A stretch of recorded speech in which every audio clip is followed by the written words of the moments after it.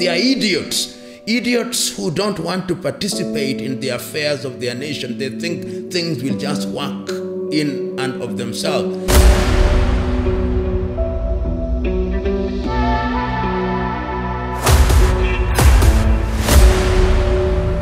This is the journey to one Africa.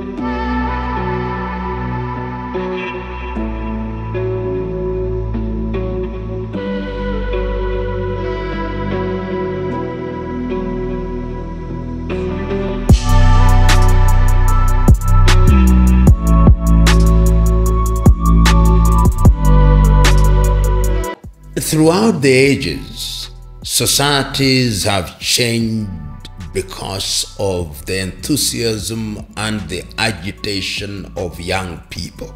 That is the lesson of history.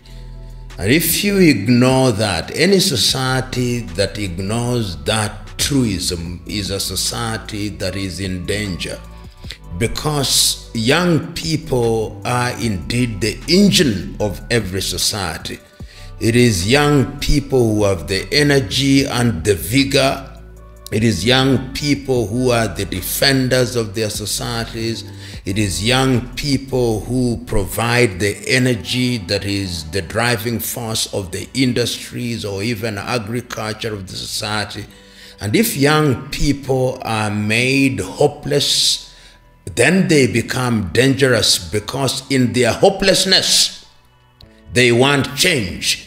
And when they see certain individuals or groups of individuals are standing in the way of the change that they desire, their only agenda will be to remove such people, in the hope that by removing them, then they'll create a new order and a new dispensation that will restore hope. That is why you cannot ignore young people. I remember in different societies, there have always been different statements about the value of young people. Whether you are talking about Africa, in African traditional African societies, there were methods and systems of training youth to be responsible. In different societies, there are different ways of ensuring that young people are given the hope that when they become adults, then they will inherit societies that are going to sustain their own children, because life is intergenerational. Life is a relay race. And my message is, ignore young people at your own peril. If you ignore them, then they'll create disorder. And when they create disorder, then the society will be turned upside down. And if the society is turned upside down, then it takes generations to restore it. But if you listen to the well-meaning voices of young people, then you will change society in a positive way. And there is evidence in different societies across the world. It is dangerous to give a sweeping answer to the question of what happened in the United States of America, but what one can say is that the American society has its complexities. The access to guns is very easy in the United States, and they trace it to their history. And when you have young people who are dejected, young people who have resentment to society, then sometimes they can misuse weapons in the manner that we saw happened in the United States of America. The little evidence that we have tells us that this young man who was involved, is he called Crooks, who was involved in this attempted assassination, has a history of sorts, and we are not able from the armchairs that we sit on to really give an objective, comprehensive assessment of the circumstances, but it calls into question who should have access to guns. But that, of course, does not even begin to answer the question. I think what we can do for our purpose is to tell ourselves that if you allow access to guns and it's available to certain types of people, then you expose yourself to danger. But remember, there is nothing like perfect security anywhere in the world. We have seen over the years attempted assassinations, and in many cases, there have been young people who want to change society. Sometimes they are young people who believe they can change the society, and they want to eliminate people who they think stand in the way of such change. That is the best that one can do, but one must warn oneself that one is talking from a position of lack of all the evidence and all the information relating to that particular situation. When we started in Kenya talking about the Generation Z, I asked a young person, do you actually know when this classification started? And I told the young man, I want you to go and read a book by an American psychologist called Jean-Marie Twenge, who was given the categorization from the silent generation to the baby boomers, then to the X, then to the millennials, then to the Generation Z, who are now called the Zoomers. And this is an attempt to understand societies. And the reality is, there was a time when, because information was controlled, when if you wanted any kind of information, the only source of information was a newspaper. The only source of information was a national broadcaster, which was not even open 24 hours. It would be open for 4 hours during the day. And one can say that the amount and quality of information that was available to certain people in the society in those early days was very restricted. Then there was what one may call a dramatic change in the world, with the coming into being of internet, with the coming into being of what is social media, the Instagram, the Google, all these media that is now available to us, so that instantaneously what happens in one part of the world is made known to a person in a totally different part of the world. And this abundance of information and the ease with which this information is accessed has created a gap in the thinking of the generation, because the society still has those who are maybe described as the boomers, if you use that classification. It has those who they call the X's and the millennials, and you have these Zoomers who are very impatient. They think they know more than you do, and yet you think they don't know. And that creates an intergenerational conflict.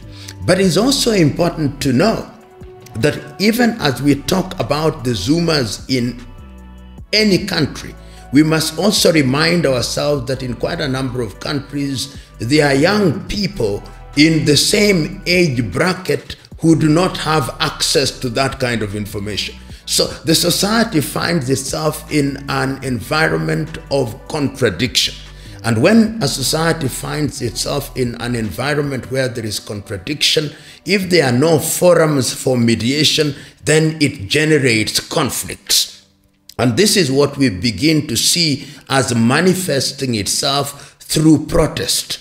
And that protest sometimes spills over into the streets. But if you care to read what happens in the social media, there is always some kind of protest going on in the social media, which does not necessarily spill over into the streets. And every society is now being called upon to begin to react and to think, how are we going to deal with this new environment? It is the reality today in Kenya and in different countries of the world, in Africa, that a decision is made by a government official, and the decision is put in writing and is stamped confidential. Within a few minutes, the confidential document is all over in the social media. So that there is nothing confidential. What you think is confidential is now in the public domain. The thing that we call official secrecy is no longer there. And these are generating conflicts which, if not mediated properly, then can spill over in a dangerous way. But if they are anticipated and dealt with in a positive manner, in a manner that engages these individuals who are in this space, who are of a different generation, then it can help drive the nations. Africa finds herself in a more interesting, one can say even dangerous situation. And that is also true of Asia. If you look at recent census and you look at the percentage of young people below the age of 35, it is almost 70% of the population. If you look at people who are above the age of 65 in many countries in Africa, is less than 5%. So these are demographics that think very differently, behave very differently, and yet they must live together in this one society. How do you deal with it? These are the questions that we must now begin to ask ourselves. And governing countries is going to be very difficult in the future.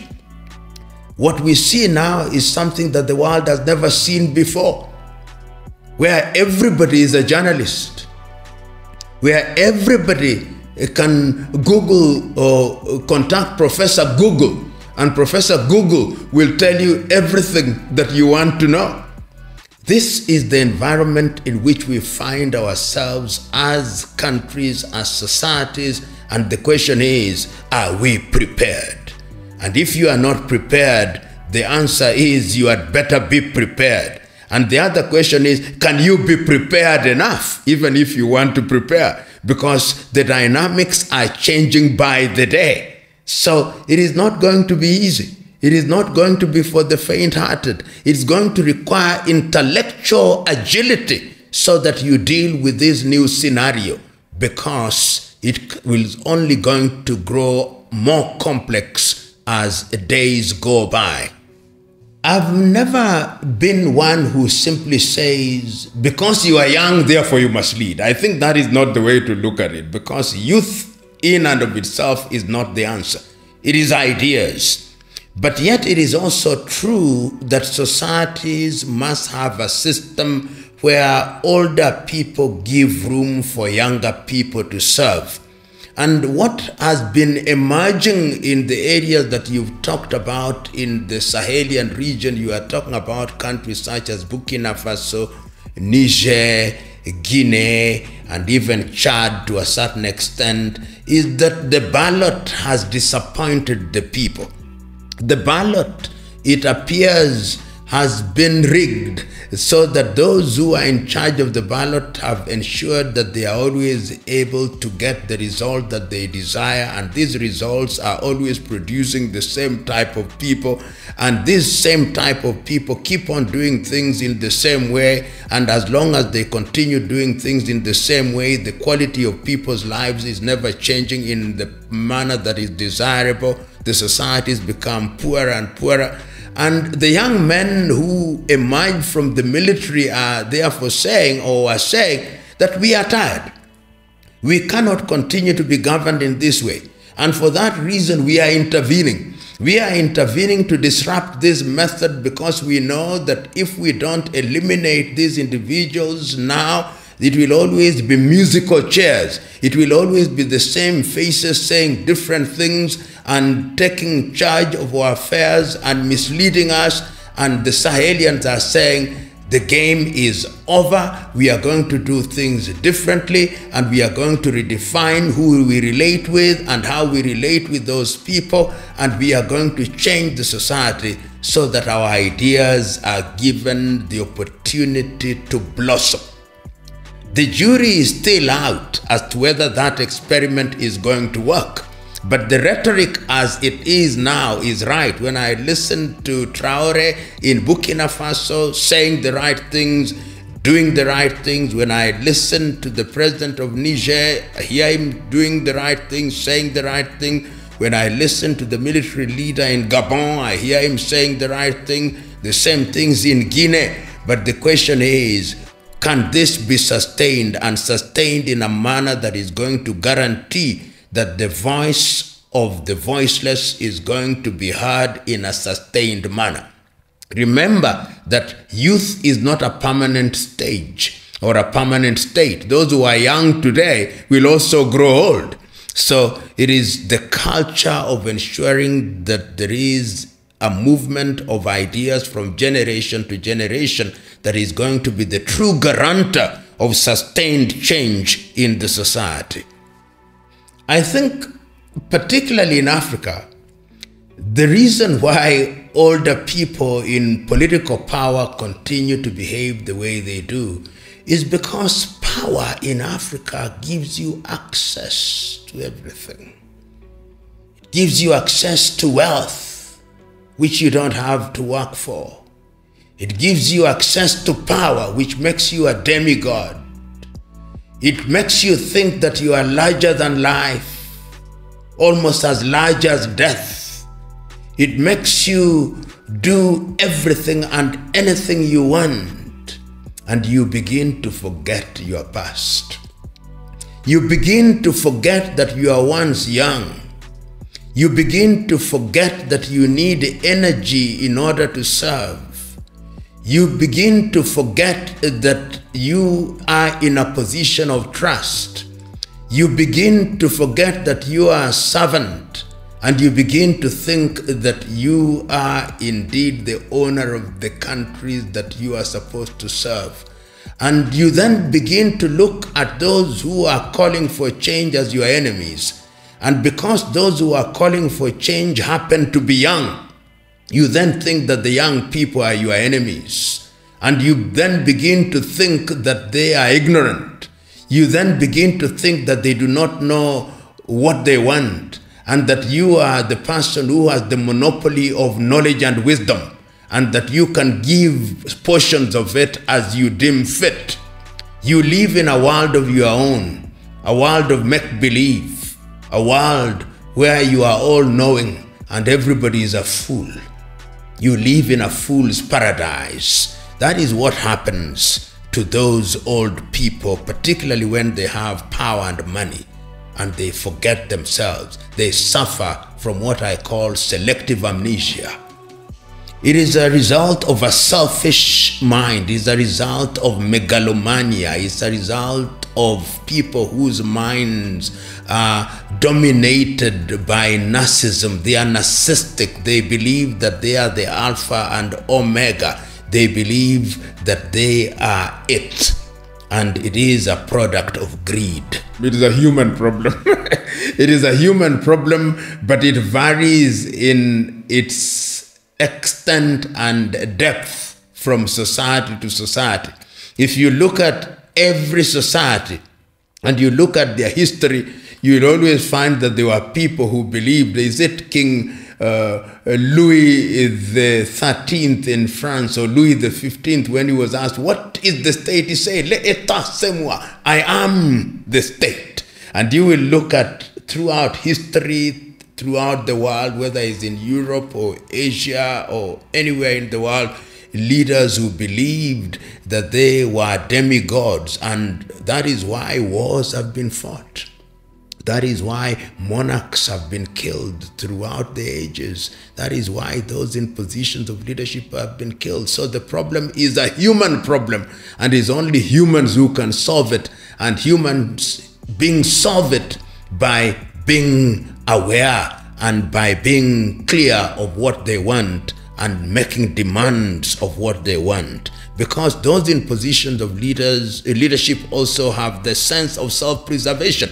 When they are scared sufficiently, then they concede. They concede in order to survive. Some would tell you that sometimes we don't even elect them. They just rig the system and then we declare them elected.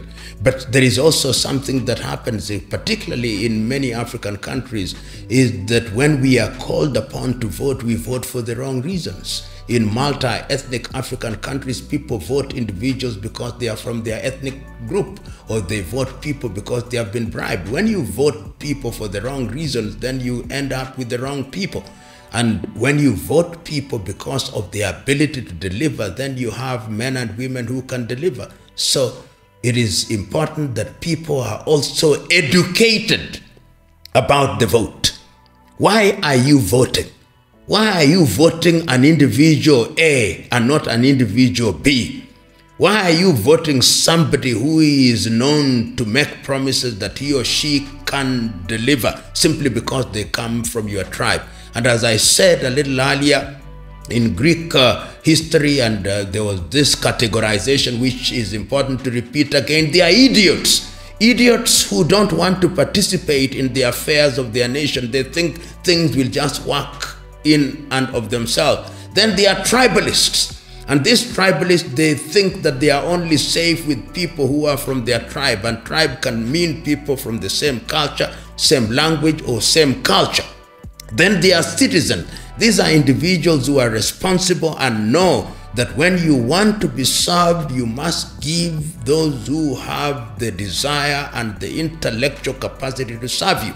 In many societies, it is only a small percentage of people that can be called citizens, not more than 5%. And if a society wants to grow in the right direction, civic education is what will help the idiot and the tribalist to become a citizen. That is why we must invest in civic education, to change the idiot to begin thinking properly, to change the tribalist to begin thinking properly. And once they begin thinking properly, they become good citizens, then the ballot makes sense. In many African countries, the ballot does not make sense because it produces individuals that you cannot recognize. Yet, we have elected them and we are stuck with them.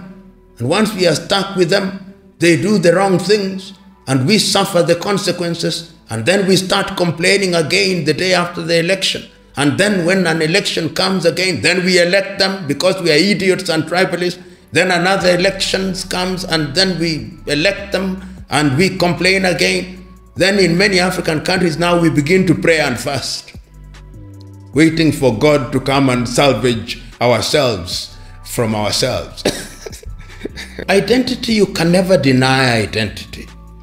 You can never deny that people want to identify, particularly when people have been downtrodden for a long time, they have been denied opportunity for a long time, then they believe that one of their own will give the thing that the other one could not. And that is something that is very difficult to fight, that birds of the same feather will flock together.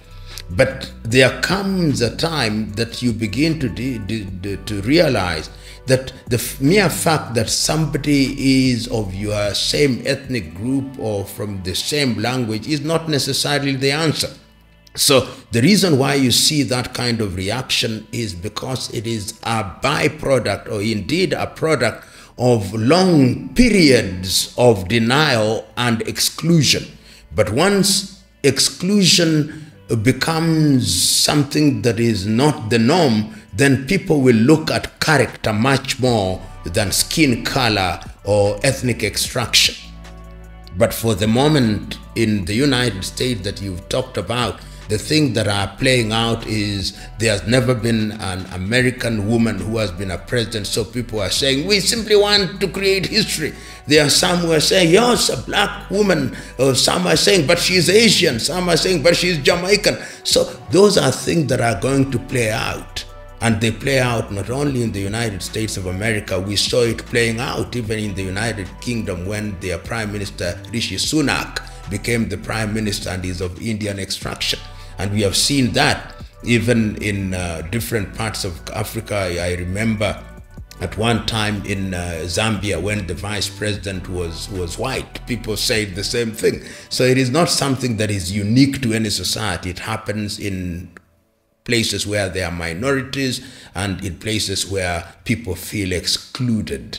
He or she is a leader, he or she who knows that leadership is about service, and that service requires humility, and that service requires sacrifice, and that service requires dedication, and it is only for a time, and that you must know when to leave the stage.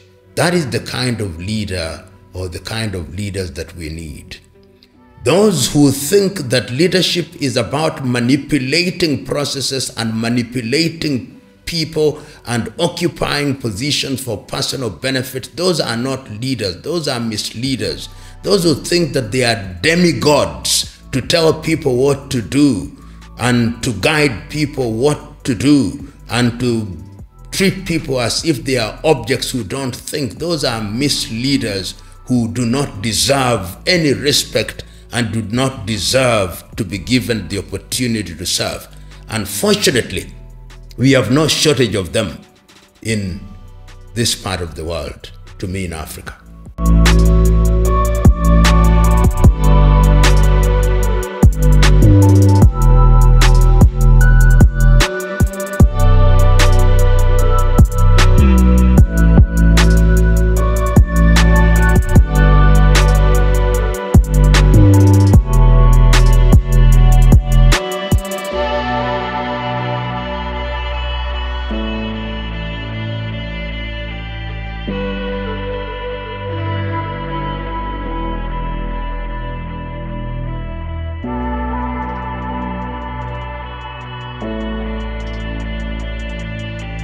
you.